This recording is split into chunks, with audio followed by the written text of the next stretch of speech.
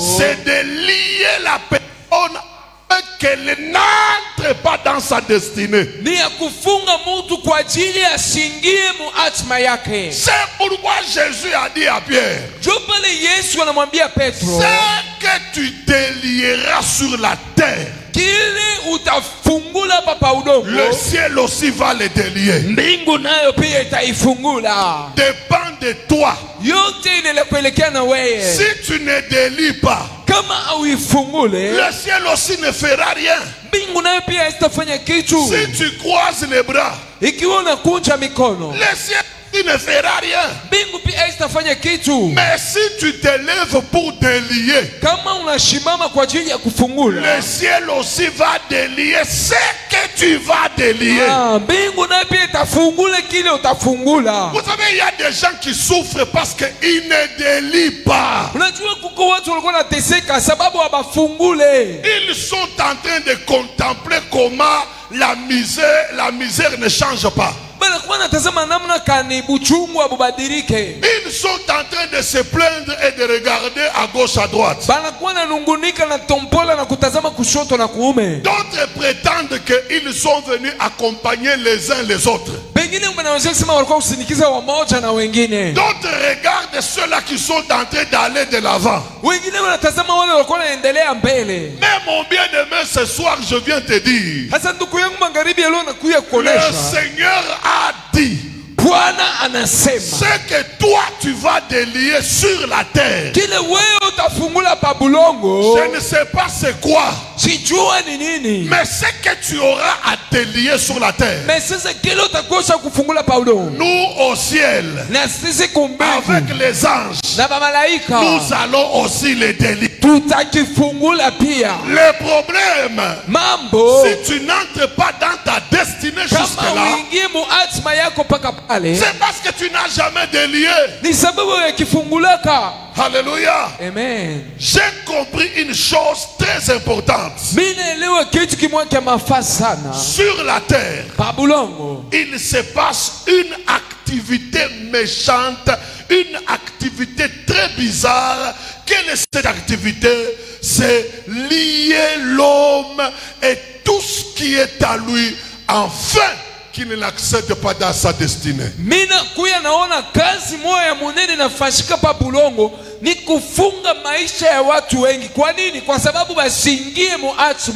C'est pourquoi il faut combattre pour ta destinée, je vous dis. Si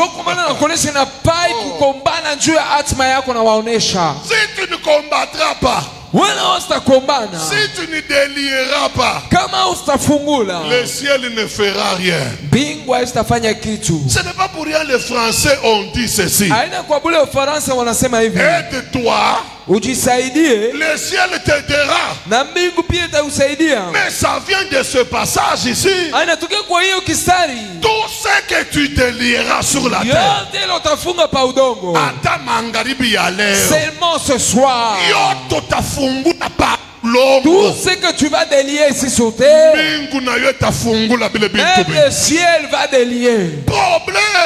Le problème, tu n'as jamais ouvert. Tu n'as jamais pris la résolution d'ouvrir les choses. Tu ne t'es jamais révolté pour ouvrir les choses. Les jours où tu vas t'élever ici sur ce monde, ma vie doit se délier. Tu vas entrer dans ta destinée. Regardez l'activité méchante sur la terre ici. C'est de faire quoi? C'est de lier l'homme et tout ce qui est à lui. Amen, amen. Amen. C'est ça l'activité qui est sur la terre. Lier l'homme et tout ce qui est à lui. Je vais vous montrer l'histoire d'une bête, d'un animal. Un animal. Une bête. On ne sait pas lequel. Cet animal, Il est le seul dans toute la Bible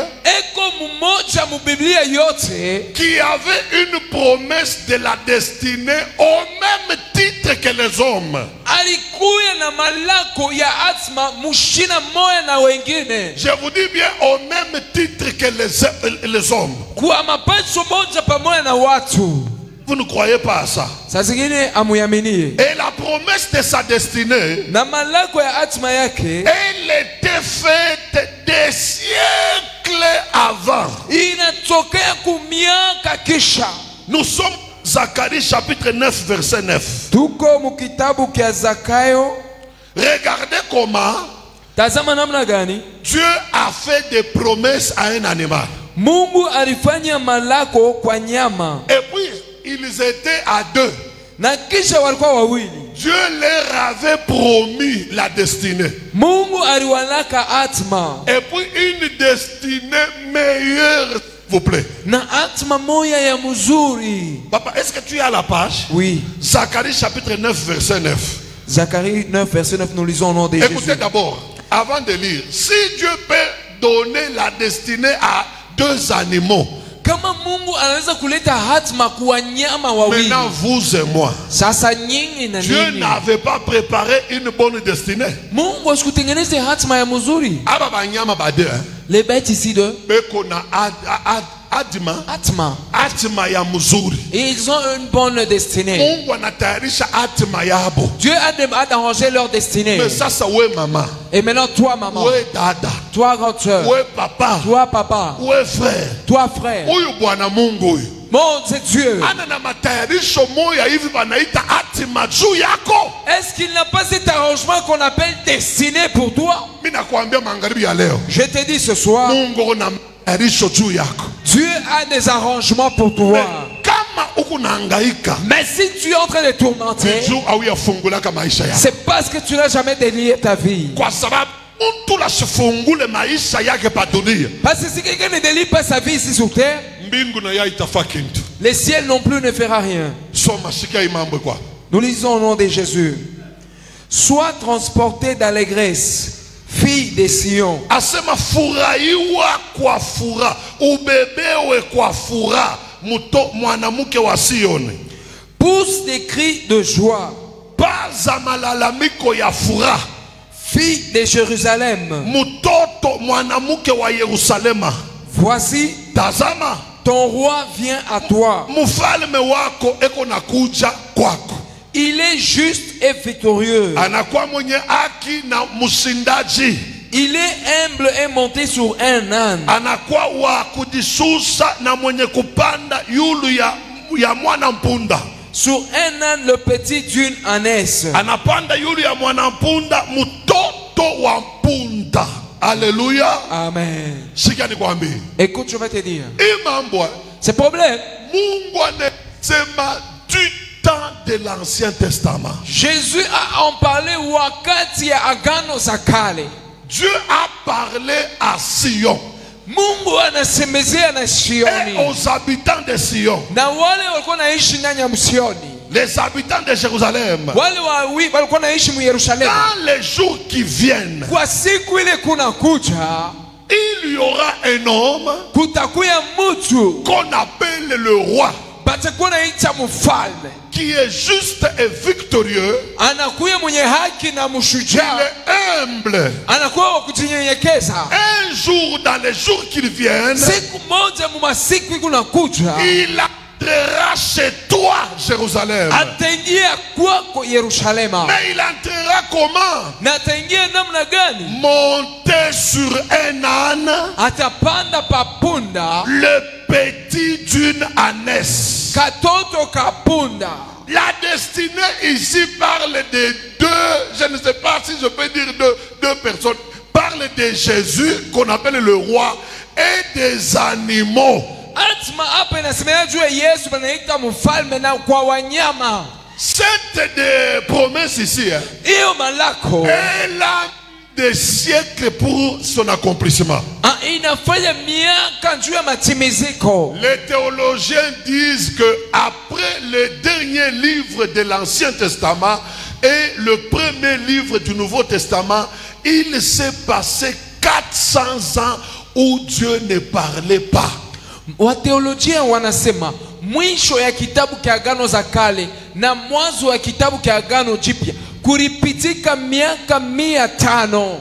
Et cette prophétie était parlée dans le dernier livre de l'Ancien Testament. Na imanako ilisemezie mu kitabu cha mwisho cha Agano za Kale.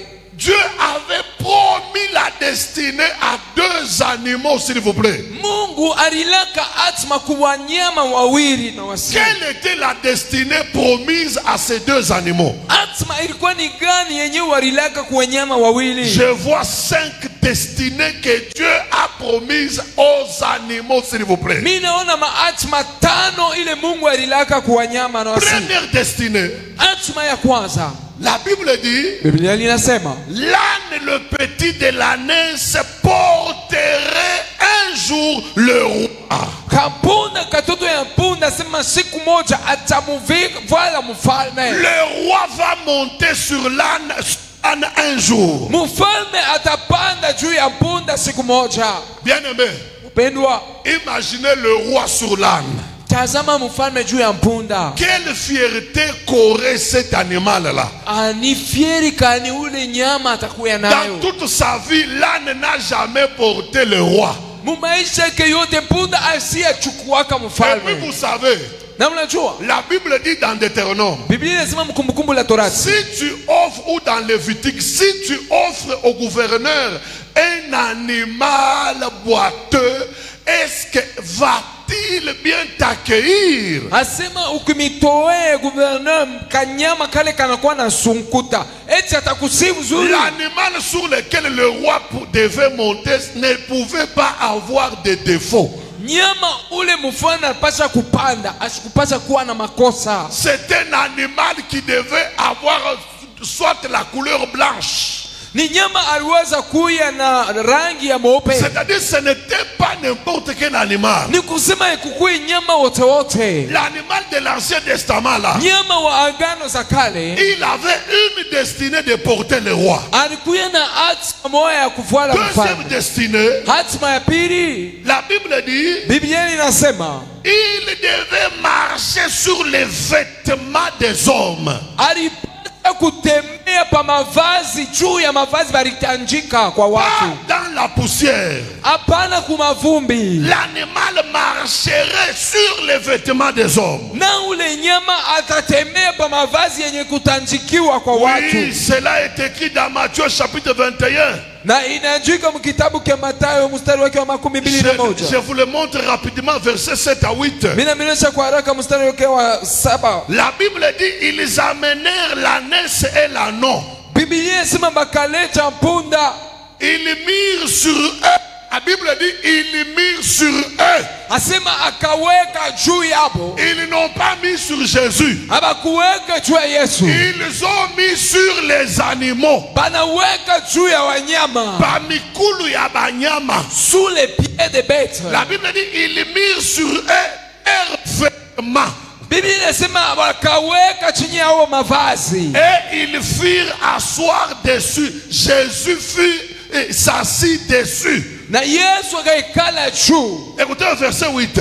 La plupart des gens de la foule étendirent leurs vêtements sur le chemin. Na watu walikuwa wanatanjika mavazi munjia. Ce n'était pas qui marchait sur le vêtement. C'est lui qui marchait sur le vêtement. C'était les deux animaux là. Les animaux promis dans l'Ancien Testament. Leur deuxième destinée, les animaux devaient marcher sur les vêtements. Troisième destinée, la route où passeraient l'ânesse et l'âne sera longée par des feuilles que les gens devaient cueillir en train de chanter. C'est-à-dire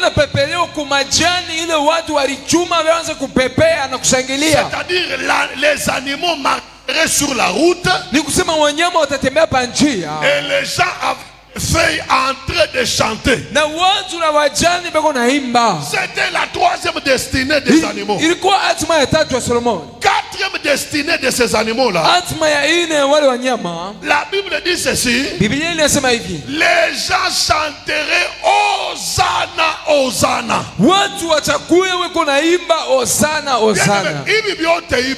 Tout ça là, ce n'était pas seulement pour le roi qui va monter sur la naisse. Et même les gens aussi pouvaient revivre. Hosanna veut dire quoi? Sauf je t'ai pris. C'est ça Hosanna. Quand les animaux portaient le roi, ils entendaient aussi les cantiques de Hosanna, Hosanna. Cinquième destinée, la naisse et son petit, il devait faire avec le roi une triomphante à Jérusalem.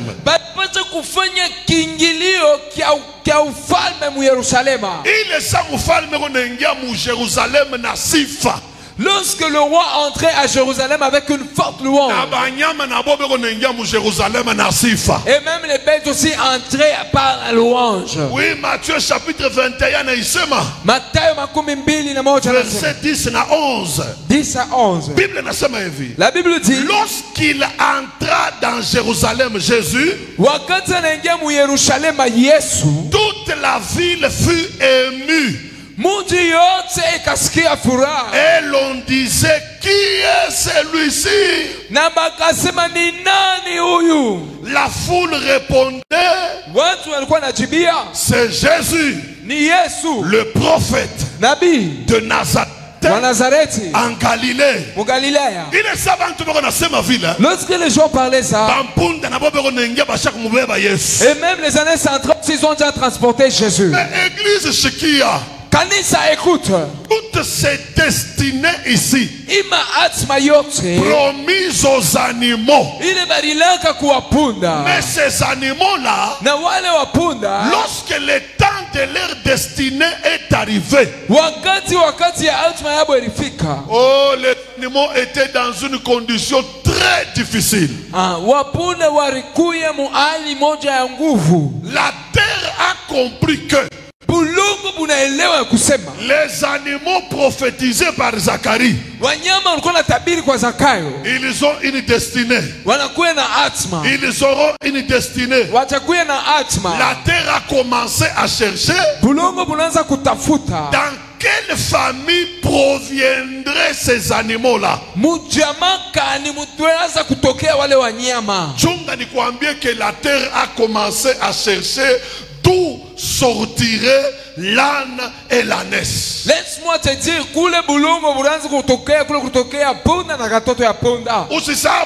n'oublie pas, le rôle de la terre, c'est de lier tout celui qui a une destinée. Lorsque la terre a entendu que ces deux animaux ont la destinée,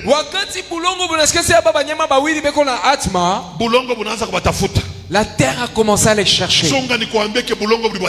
Attends, je vais te dire comment la terre leur avait cherché. Si tu as ta destinée, dans ta génération, dans ta famille, la terre te cherchera. La terre va te chercher pourquoi? Qu'on puisse te lier, qu'on t'attrape, que tu n'entres pas dans ta destinée. C'est pourquoi on a je vois beaucoup de gens, ils ont des promesses, mais ils n'entrent pas dans leurs promesses. Regarde comment on a cherché ces animaux pour les renfermer dans la Bible. Jérémie chapitre 2 verset 24. On a cherché ces animaux ici pour qu'on lit qui n'entrent pas dans leur destinée. Jérémie chapitre 2 verset 24. Jérémie 2 24, nous lisons au nom de Jésus. Suis-moi très, je vais le citer. Ânesse sauvage habitué au désert. Ânesse sauvage habitué au désert.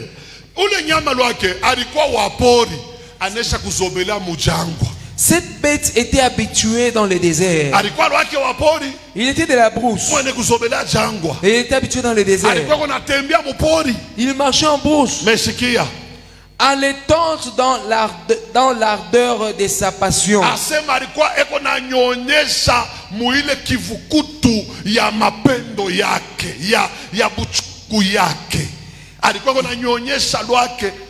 L'ânesse c'est la femelle. Si la Bible dit elle était allaitante, c'est-à-dire elle avait l'âne, le petit de l'ânesse. Alléluia. Est-ce que vous comprenez là-bas? On y va. Qui l'empêchera de satisfaire son désir? La Bible dit qui l'empêchera de satisfaire son désir? Nani atamuzuiza kuhakikisha mania yake? Qui devait l'empêcher de satisfaire son désir? Nani atamuzuiza kufurahisha nia yake? Continue papa. Tous ceux qui cherchent n'ont pas. Ça m'a parlé bien. Tous ceux qui la cherchent n'ont pas à se fatiguer. Tous ceux qui la cherchent. Qui cherchent qui? L'ânesse. Tous ceux qui la cherchent. La Bible dit ils n'ont pas à se fatiguer.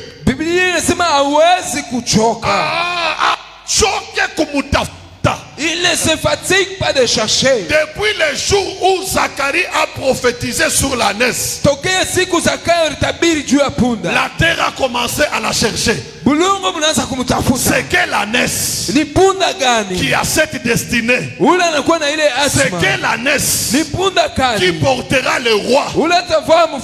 Quelle ânesse qui arrivera en Jérusalem? C'est quelle ânesse sur qui on va étendre les vêtements? Kama uko na destiné, si tu as ta destinée, la terre va te chercher. La terre te cherchera pourquoi? Pour qu'on puisse te lier, que tu n'entres pas dans ta destinée. La Bible dit quoi? Tous ceux qui la cherchent n'ont pas à se fatiguer.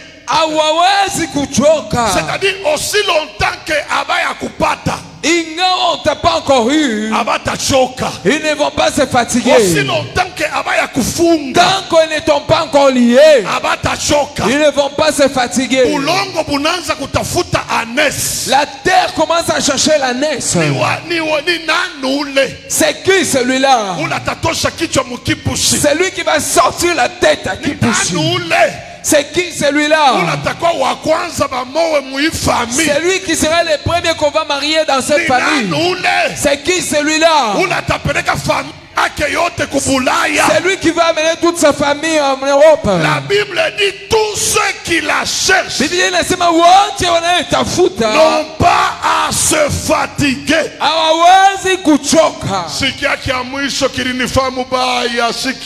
Écoute les derniers qui m'a fait du mal. Les derniers qui nous a fait du mal, c'est ici. Verset 24. Verset 24. Dernière phrase. Il la trouve pendant son mois. Il la trouve pendant son mois. Tellement qu'ils ont cherché l'ânesse, finalement, pendant son mois, pendant sa période, la Bible dit il la trouve. Il la trouve. Alléluia. Amen. C'est le jour qu'on avait lié l'ânesse. Si tu as la destinée, on ne va pas fermer, lier ta destinée. Là, c'est Dieu qui a préparé. Ce qu'on va lier, c'est toi. Que tu n'entres pas dans ta destinée. La destinée va rester là. On lui a dit, entre, voyons voir si tu vas entrer dans ta destinée. Je vous avais dit un jour ici. Ma message, Mungu anaanza kusema kwetu kulubumbashi, tafuta passport, utenda huku, tunangu Afrika du Sud, banduku mimi natafuta J'ai cherché un passeport pour le voyage à gauche et à droite. Papa, il est passeport ya kwanja. Mimi sikuwa niko nayo pale. Irishaka amwingia ta signature wa préfet wa ku maternelle. Irisha. Mwalimu wa maternelle ashikusigner mwata. Passeport n'expiré vierge. Moi oupe pas que. Il a eu un passeport qui a expiré sans pour autant être exploité. Amwingia ta visa ya bongo yi. Même pas un petit visa. Alors que j'avais la destinée. J'avais les promesses. Dieu n'avait pas menti. Mais on a lié les concernés qui devaient entrer dans la destinée. La Bible dit tous ceux qui la cherchent n'ont pas à se fatiguer. Si on t'a pas encore eu, il ne faut pas se fatiguer. Seulement quand on t'aura, on te lit, c'est quand on va te laisser.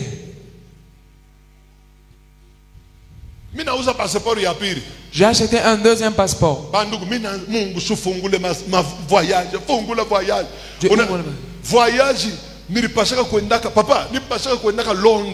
Je devrais partir à Londres.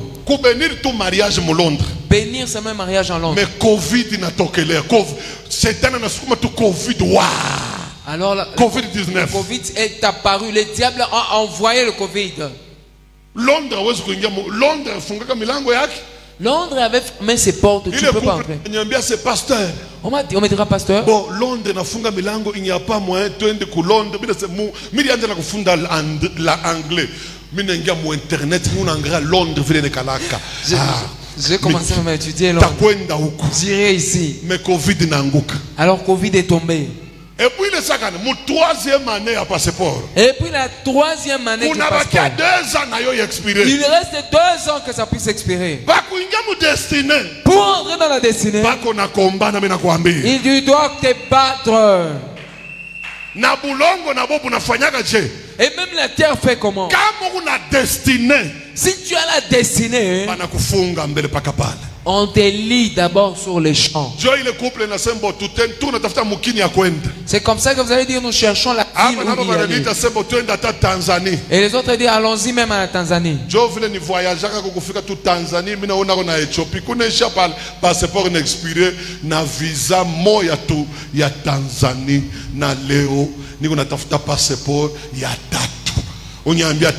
Et c'est comme ça que le passeport a expiré. Je suis allé uniquement en Tanzanie. Et c'est comme ça aujourd'hui je cherche un 3e passeport. Vous jouez avec la destinée. C'est un problème de combat. Les gens n'entrent pas dans leur destinée. Pourquoi? On les a fermés. Je vais te dire. Qui avait fermé l'ânesse? Nani mwenyewe alifunga punda? Attends, je vais te dire celui qui avait lié l'ânesse. C'est pas la même ânesse. Regarde comment on l'avait fermé. Qui l'avait lié? Genèse 49. Tout comme Mwanzo 49. Allons vite. Genèse chapitre 49, verset 9 à 11. Genèse chapitre 49, verset 9 à 11. Nous lisons au nom de Jésus. Judas est un jeune lion. Yuda ni simba mutoto. Tu reviens du carnage, mon fils. Asema unatoka kumvita mutoto yangu. Ploie les genoux. Unakunja mikulu magoti. Il se couche comme un lion. Anajilaza sans simba. Comme une lionne. Sawa simba mwanamuke. Qui le fera lever? Nani atamulamusha? 10. Le sceptre ne s'éloignera point de Judas, ni les bâtons souverains d'entre ses pieds, jusqu'à ce que vienne le Shiloh, et que le peuple lui obéisse. Il attache à la vigne son âne. Anafunga kumuchi ya vino ule mwanampunda. Et au meilleur sceptre le petit de son ânesse. Kisha anabeba ule mpunda mwanamuke anamufunga naye kumuchi acha pale. Celui qui avait fermé l'âne et l'ânesse. L'âne, l'ânesse qu'avait prophétisé Zacharie. Église de... Écoutez-moi. Église centrale, écoutez-moi. Celui qui avait fermé l'âne et l'ânesse,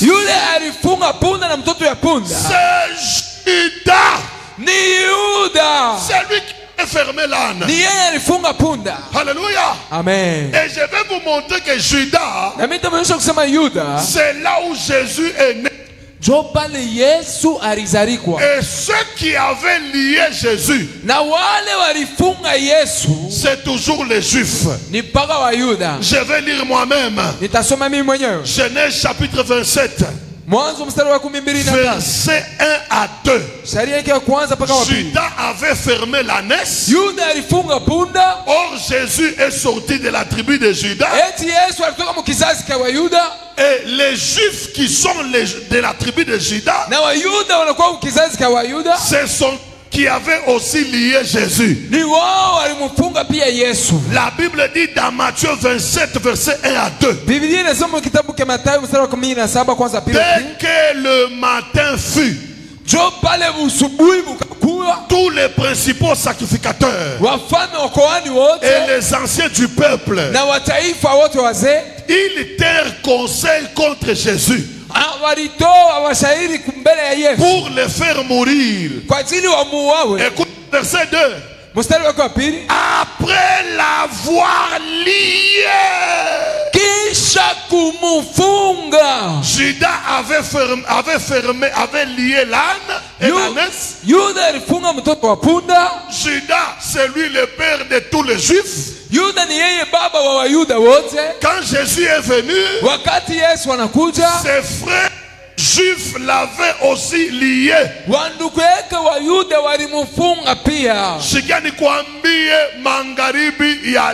Écoute, je vais te dire ce soir, ceux qui t'ont lié toi, pour que tu n'entres pas dans ta destinée, c'est seulement ceux de ta génération, ce sont ceux de ta famille. Lorsqu'ils ont regardé, tu as une bonne destinée, c'est là qui t'ont lié. C'est là du côté de ton père, du côté de ta mère, sont ceux qui t'ont lié. Pourquoi? Ils ont vu en disant, tu as une bonne destinée. C'est pour cela que Jésus, lorsqu'il est entré à Jérusalem, c'est alors qu'il a envoyé les disciples. Allez-y à Jérusalem, à ce Bethphagée, vous allez voir un village. Pourquoi Jésus leur a donné des précisions? Parce que il fallait pas il ne fallait pas qu'il puisse voir cette ânesse. Cette ânesse qu'on a promis, qu'il soit délié, qu'il entre dans sa destinée. C'est pour ça que j'ai dit aux disciples, allez à Jérusalem, à Bethphagée, vous trouverez un village en face de vous. Entrez dans ce village, vous trouverez une ânesse attachée avec son petit. Écoute, je vais te dire, ce que Dieu avait dit de toi, ça va se réaliser. Ça, il va le faire. Jésus dit, cette ânesse-là, elle est attachée. Quand vous arriverez, détachez-les. La Bible dit détachez-les.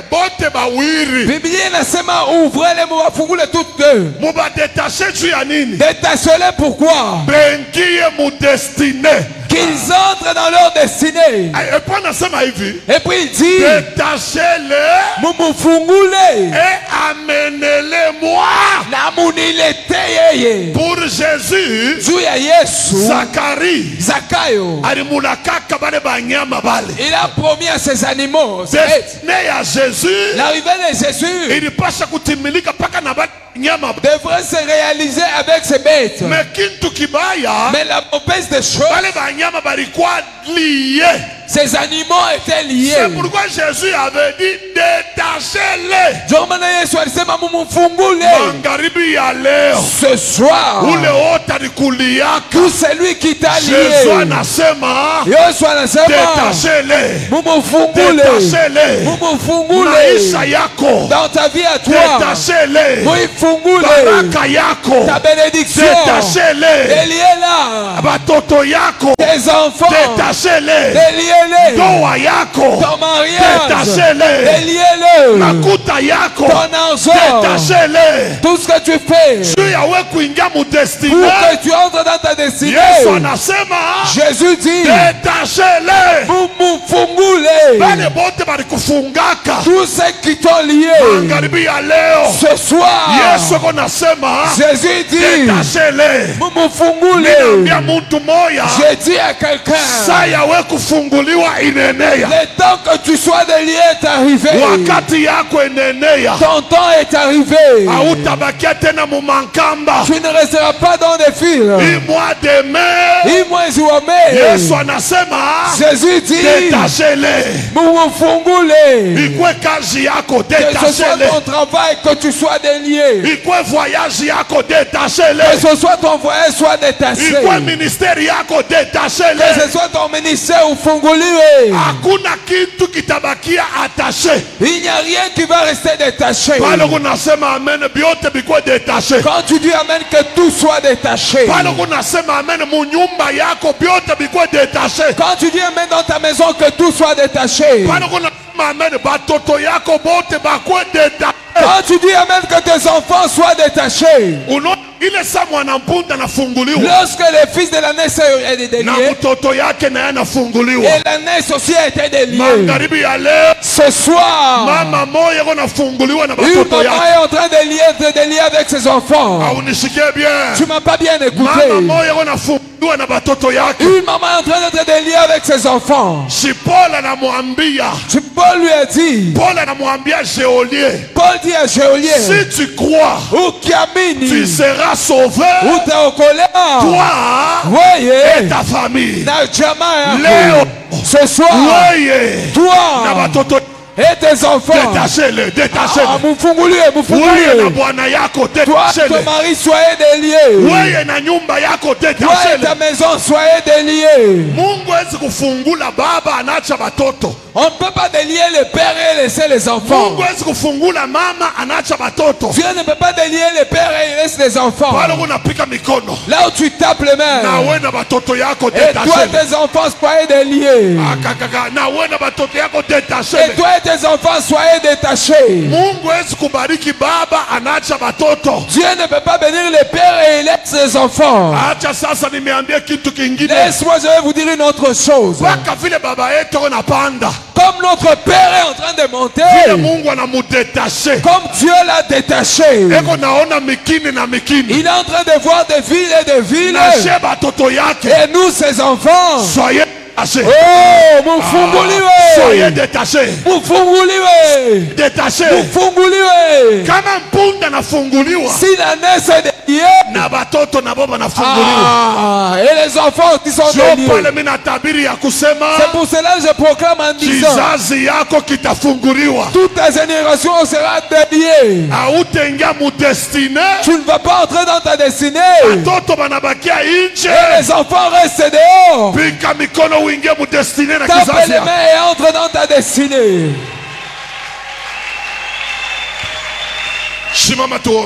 Lève-toi, nous allons prier. Lève-toi, nous allons prier.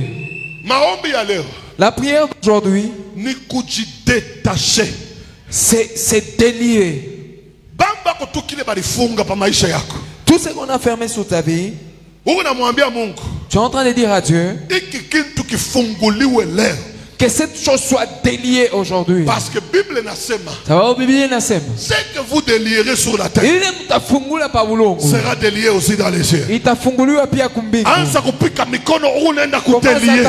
Tu es en train de délier. Fungula. Panda na malombi. Monte en prière.